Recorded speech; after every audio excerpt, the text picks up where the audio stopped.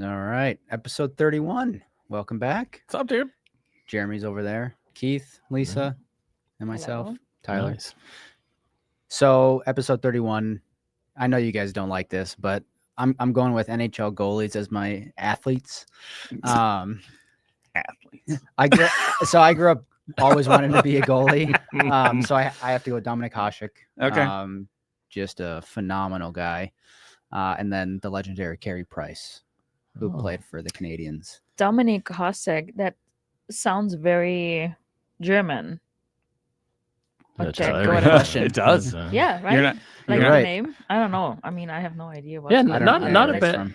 not a bad choice. But I mean, if we want to go something a little more relevant, probably for our state, I would say 31 is Dave Winfield. Dave Winfield. Yep. And Jeremy knew that one. Yeah. So. St. Paul legend, Athlete. Yankees, Padres. Yeah. I'm gonna make a lot of people mad. Just get a big guy and with big pads for the goalie. What else do they do? Wow. Just stand in front and get smacked by the puck. Well, so the pads have actually shrunk because goalies back in like Sebastian Jaguar. Do you remember him? His pads, like he would go down and it took up the entire net. Yeah. Like, But so this is how they- it they- looks, they try to right? How shrink can That's you the get skill a foot set. in it? Yeah. Yeah. Big yeah. pads. Yeah. All right. So let's move on from that. Let's just move on. So election is still dominating the headlines. Sure. I think part of that is still what we talked about last week, perception versus reality. People are just trading into things and hoping what Trump and the Republicans do comes true. So I kind of want to get away from that just because it'll be the same. Absolutely discussion. fine Like with it's that. not there's nothing different than what we talked about last week. Nope.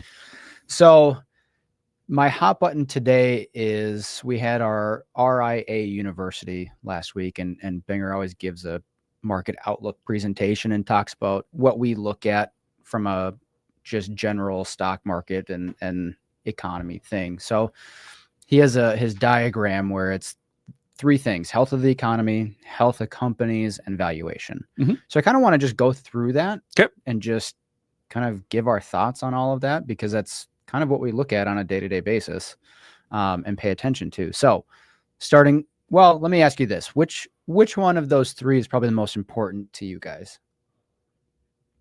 I think health of companies, which then drives the health of the economy. So then valuation would be third in my rank order. I think that's right. Yeah. Yeah.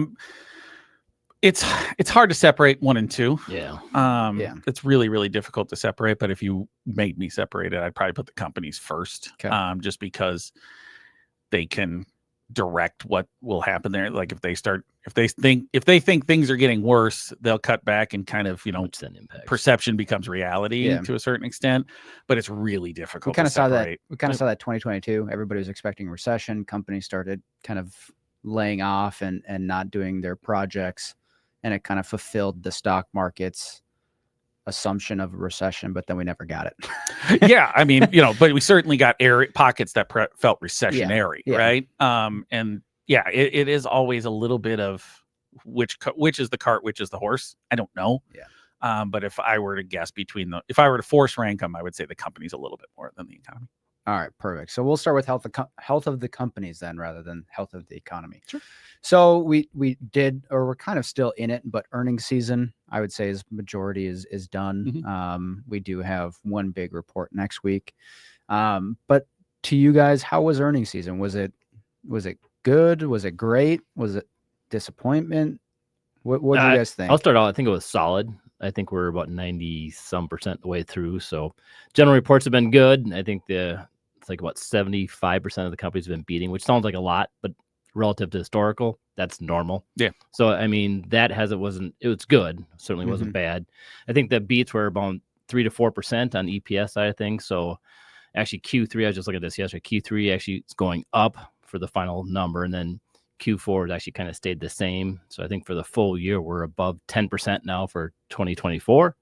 What surprised me is the guidance going for 2025. That number we talked about, that 15%, that's actually coming down. I saw one thing was 10 to 11%. So the guidance is getting a little, that's kind of what we always been saying, that 14, 15% is That too number high. is too high. Yeah. 10, 11 is more realistic. So I think it's very good. I don't think it's fantastic, and I think we are slowing a little bit, but still pretty good.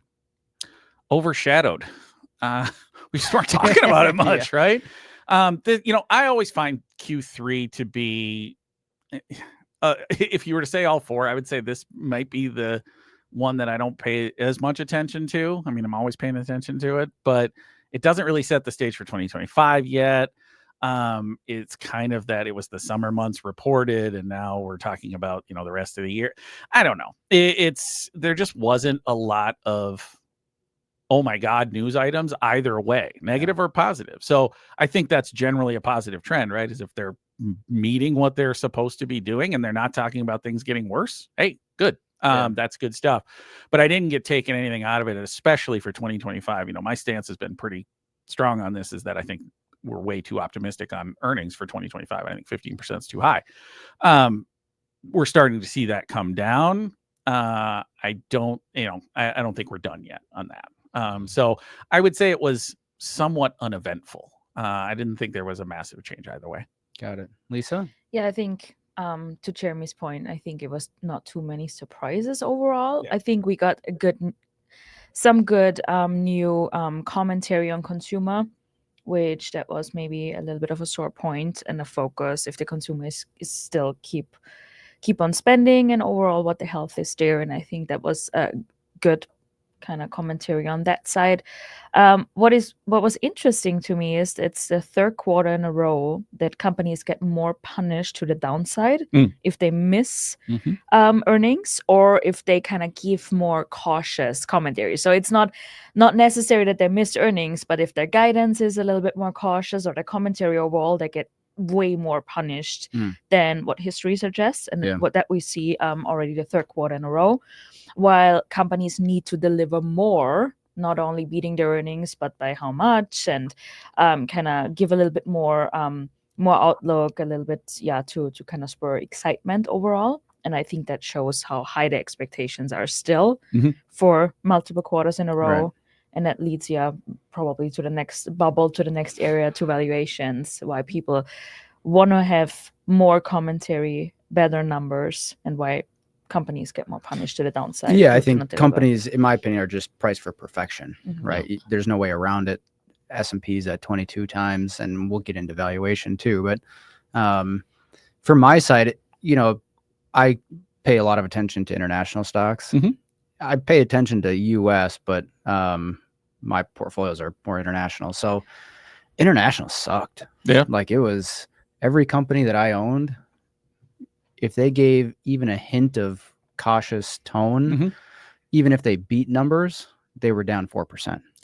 It was every single company was down 3 to 8%. Like, it was just a brutal earnings season for me.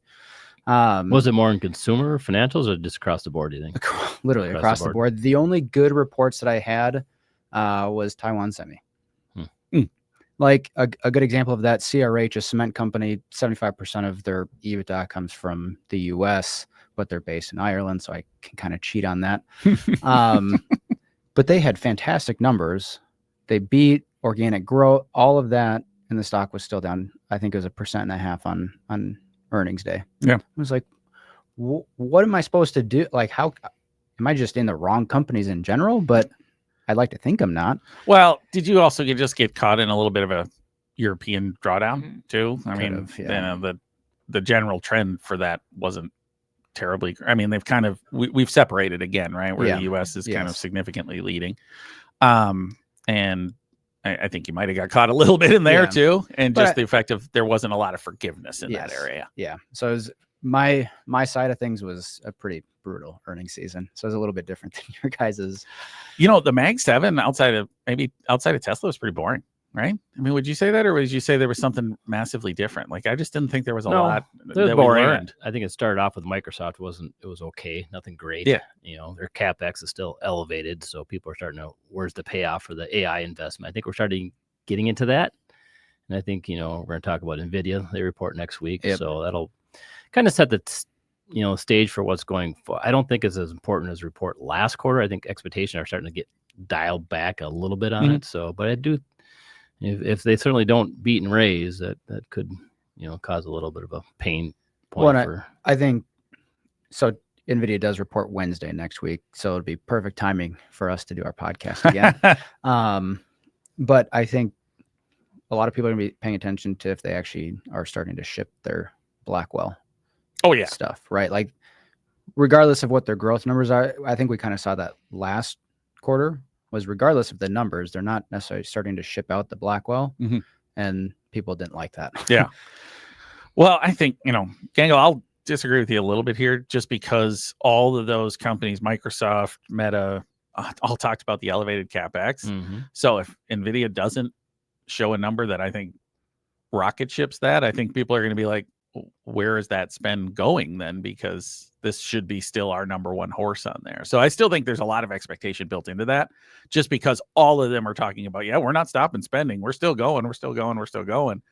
That's still supposed to flow all into NVIDIA. So if NVIDIA doesn't show that, I think they could get in trouble for that. Yeah, you will see. I just think that we're getting to the point now that at some point in time there'll be some price compression, right? I think I think the multiples maybe the mid 30s on a PE multiple on NVIDIA, so it's not outrageous to your point. But if they are not, supplying enough to all these different guys, and then it could be an issue. Yeah. So I mean, we saw it from AMD. I mean, AMD's earnings were not that great. Yep. So do you think that's a read through to what NVIDIA could have? Is AMD competitive enough at this point yet?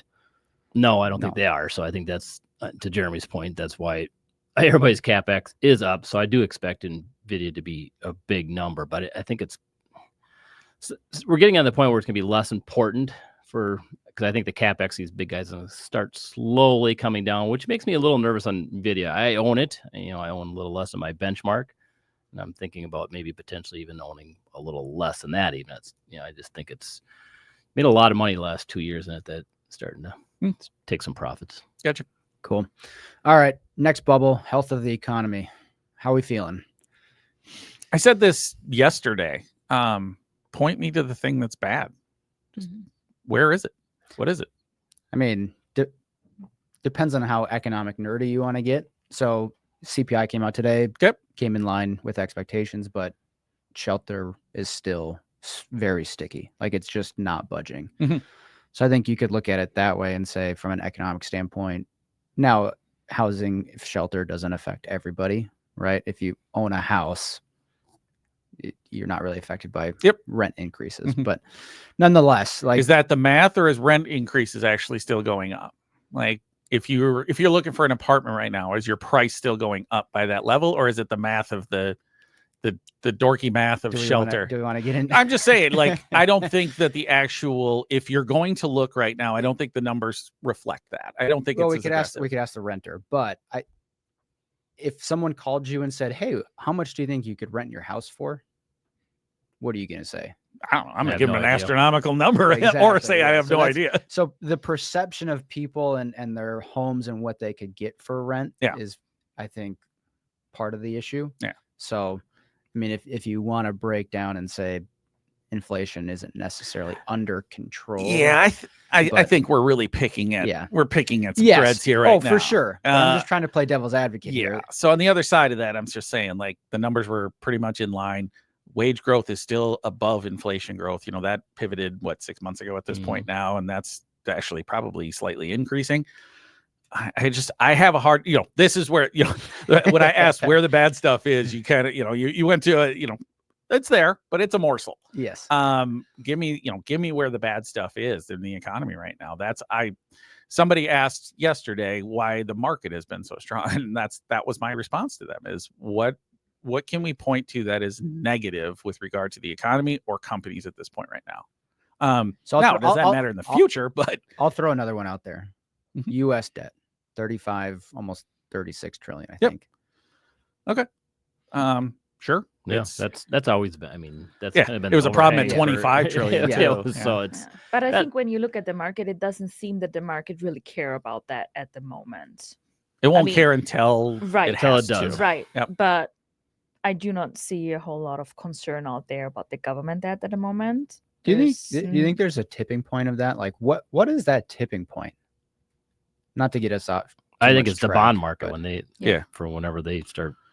When we you start know, to yields see start going up issuances and- not go as planned, and then rates for whatever reason, let's say economic growth is slowing, but yields are going up.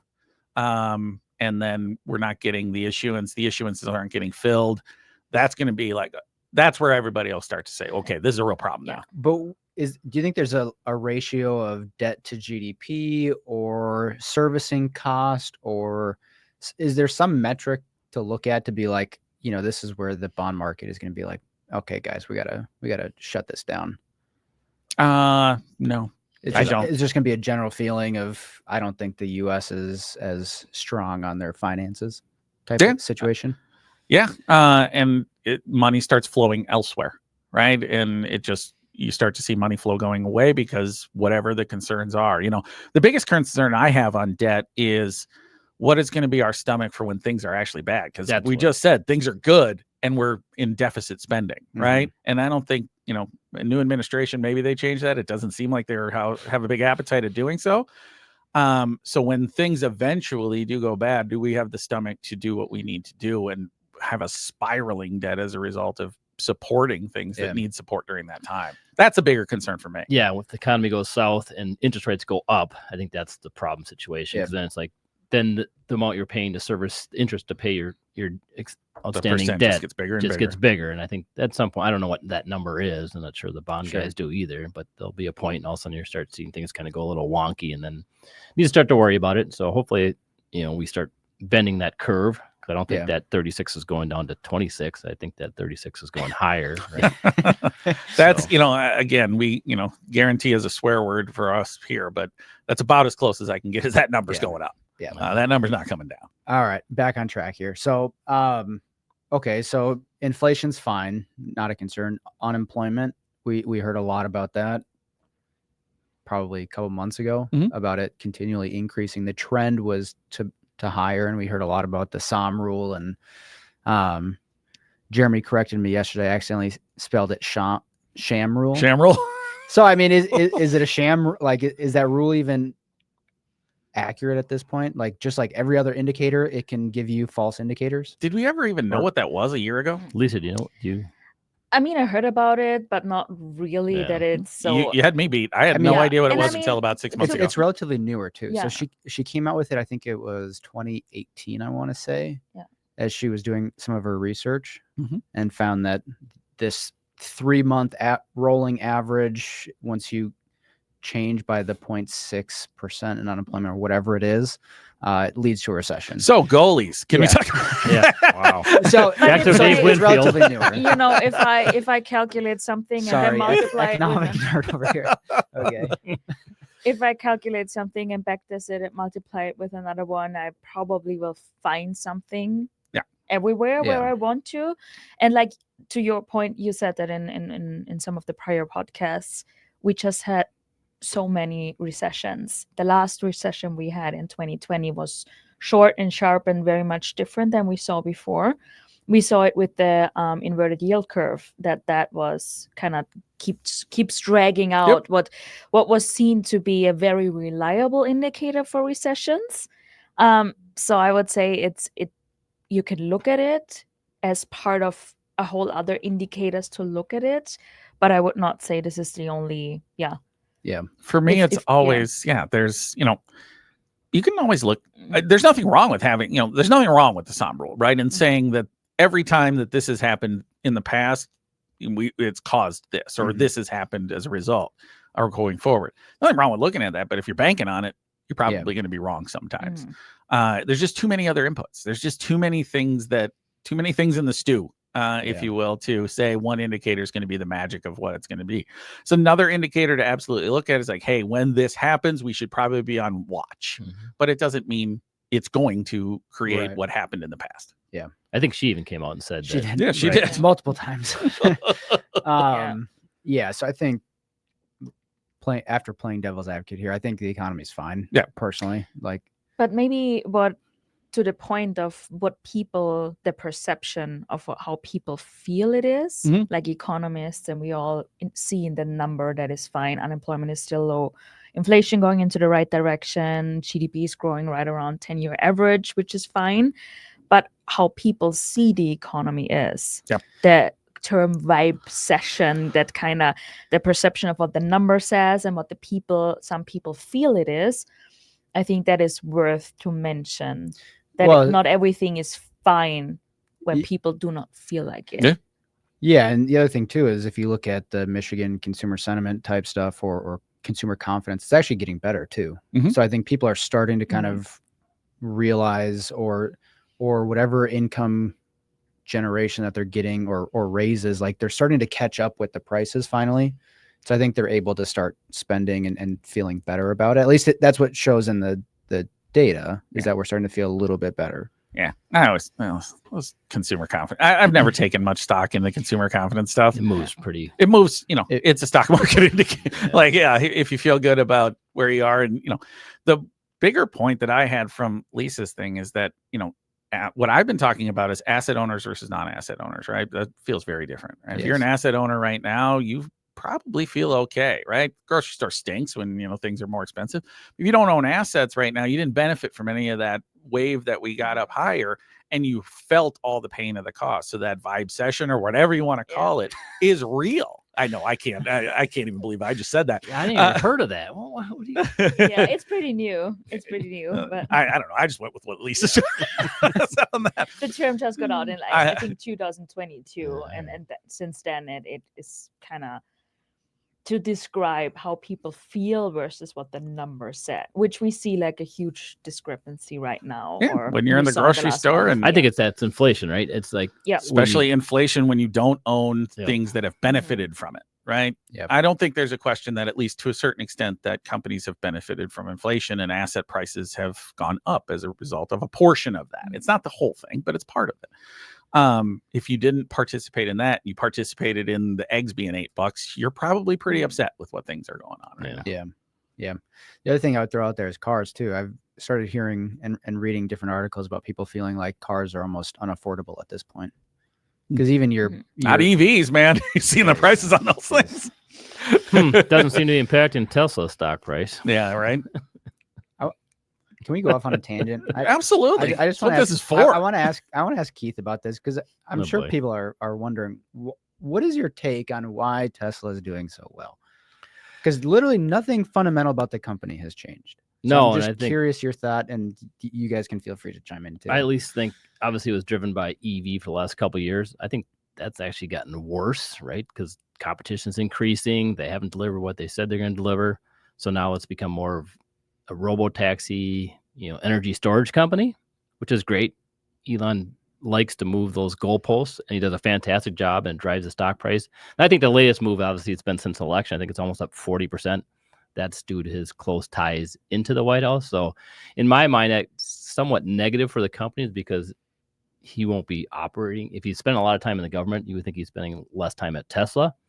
But investors are taking it the opposite way, saying he's going to be able to help whatever his initiatives are, maybe on the robo-taxi or energy storage. That'll be benefit Tesla, and that's why it's been so strong. But the valuations, I don't know, it's over 100 times PE now. It's, again, a name I'd like to own. I just haven't got there. So I think that's his tie to the, Donald Trump and the red wave, I think, is certainly driving. Do you guys think it was kind of like Trump has DJT? Like, if people are betting on certain things around Trump, nothing fundamental about the company changes, just that it was a way for betting markets essentially to tell you who they think is going to win the election.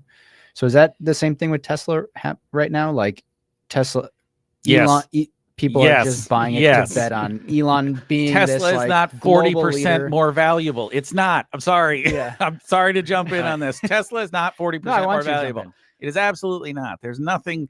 They are behind in robotaxi. Yeah. I'm sorry, they're way behind. It's a way. No one even talks about. So if we're changing that, if that's the new goalpost, you are now trailing the leader in that, which is Waymo, which already has things on the road and are actually doing things on there. So you're way behind in that.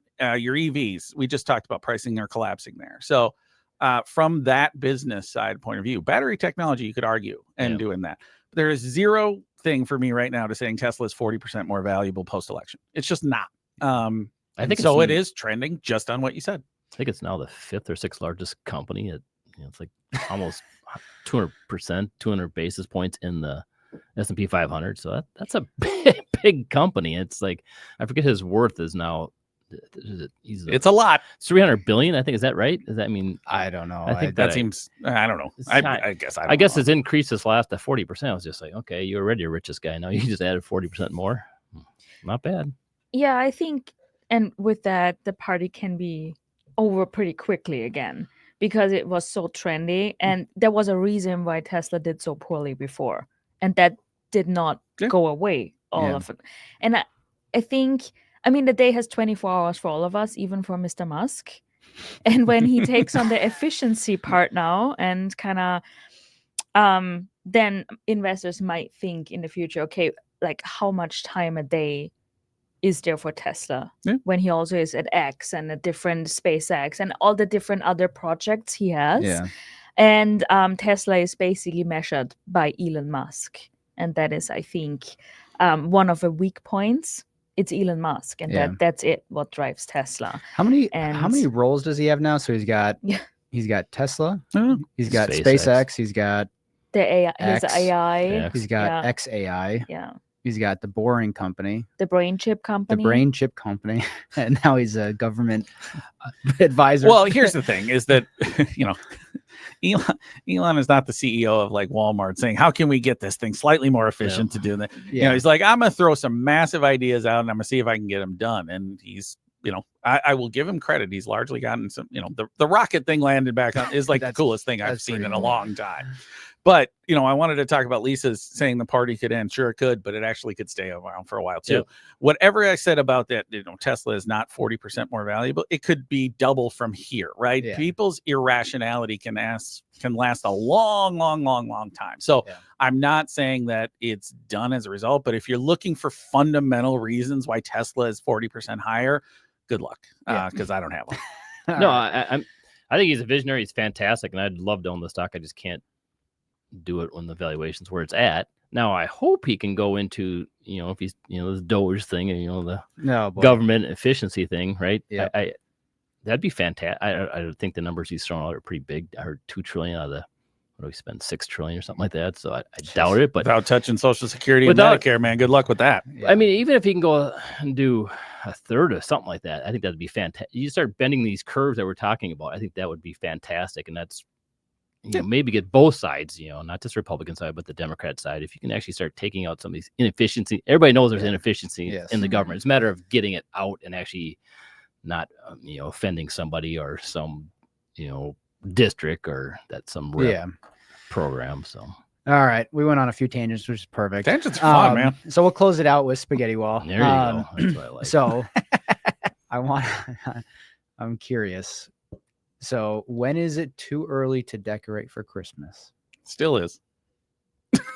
I have to disagree strongly. Okay, yes, this is going to be a good. The reason I ask is because we decorated last weekend. Wow, that's early. Yes. Oh my! Look at the young people here. It's It surprises me. Yeah. I love, as Lisa said, the vibe. Right. Okay. I love the vibe of a lit up Christmas tree. Mm-hmm. It's just nice. No, I don't know.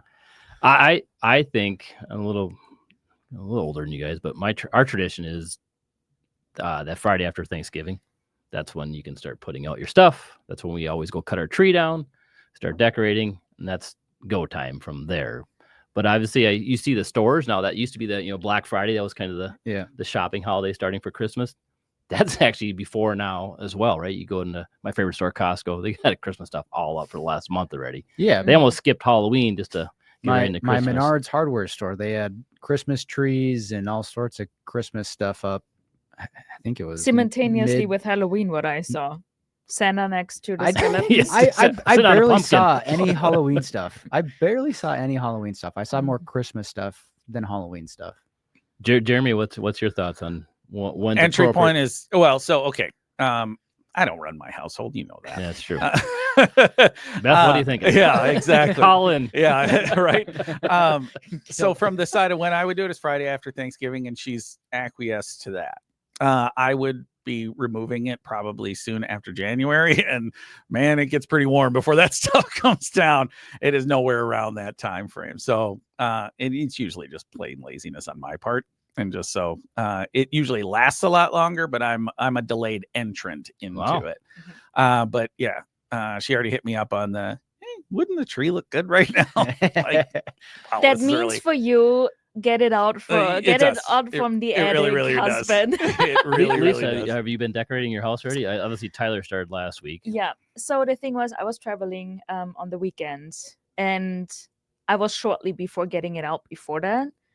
And my fellow roommate told me, I love that. New told, title. told me, how about waiting at least to mid-November? And I Mhm. was like, yeah, I was. Well, we're there. Hmm? We're there. We're Well, right. she We're there, and skipped I right over start that, yeah. right this evening. So the Christmas tree is in the right position, and I will start probably today after work. Do you have to a set it up. fake tree or real? I have a fake tree, and it's only 4 foot because we have an apartment, and so it's getting crowded on the tree actually. So Gangl, do you do the Griswold? And I go? do. Yeah, I kind of figured you every would. year we go cut and then we drag it in the house, and usually I end up. Is it in your backyard? Like you just No, cut? no, Oh, no. okay. I gotta go. But then we used to do 2, and then my wife's like, absolutely not anymore. Trees are getting expensive. But anyway, she's How like, much is a tree to cut down? over $100. Oh my god. Yeah, that's so it's expensive. 120 to 200 if you get a really big one. But we used to get 2. Anyway, we're down to 1, so we have 9-foot ceilings in our basement, and I usually end up getting a 10-foot tree. So when I drag it in, it's making marks across the ceiling. So that it goes over bends on well. the ceiling. Yeah. That's amazing. We're all fake tree people. Yes. Yeah, yes. yeah. And that is. I do never not want to happening. deal with the mess. Yeah. When the needles are coming off, and what do you do with the tree after We can that? water it, they have those little Yeah. Oh. How long gadgets does a tree actually hold, a real tree, after Christmas? Like how long before you can set it up that you have a nice tree at the actual celebration? Oh, as soon as like I said, we'll cut it down on Friday after Okay. Thanksgiving, and then boom, put it in the house, water it, and that night you're starting decorating. It kind of unfolds a little bit and things like that. But then my wife's on the opposite end of you said you don't take your stuff down. Yeah. Literally the day after Christmas, she's already It's gone? It's gone. Wow. We starting on that Nice. Friday, day after Christmas. Wow. It's out. I wouldn't have guessed that. No, Wouldn't have guessed that one. She The likes- interesting thing is also how different it is from here to Austria, Mm. because I don't know if it was just in our family or generally. There it is usually like normal to set up the Christmas tree on the 23rd or even the 24th, Okay. and we celebrate Christmas on the 24th in the evening. Oh. So all the kids get it's the first time the kids see the lit up Christmas tree and sparkling and with the presents and everything, and I think that's the reason why they're doing it so late, Okay. that the kids kind of get a little bit more magic that the tree's actually there right then. I But don't know. it can stay until, in some families, until the beginning of February. What? even. You Yeah. too? Oh yeah. Oh, Oh yeah. My tree has seen March. We're like My tree has seen March. we're like that's a lazy. week Ooh, or two yes, after New I Year's. love it. wow. We're a week or two after New Year's. That's when I'm supposed to be, but yeah, my Yeah. tree has seen March. Lisa, you showed us some of the interesting, you couldn't- mentioned some of the Austrian component of it. You showed some interesting things Yeah, I from. couldn't get that pulled. Oh, up. we can't get that. Oh. Oh, So that's a maybe for bummer. next week, because actually I'll- that's I'll get it ready for next week. Okay, yeah, perfect. Yeah, And have yeah. That's a celebration on December 5 and 6 in Austria. I will tell you a little bit more about when I see the picture. And Yeah, we Yeah, gotta I go gotta through save that one. Yeah, That's a, we that gotta might be a see full that. segment. Yeah, it might be. yeah, stay Might be the hot excited, button. because that is not a joke. That is really what we are doing. So Hot button. What is going on in Austrian Christmas? Jeez. All right, we're gonna close it out there. We'll bring up the picture next week, and Lisa can tell us about it. With that, like and subscribe, and we'll see you guys next time.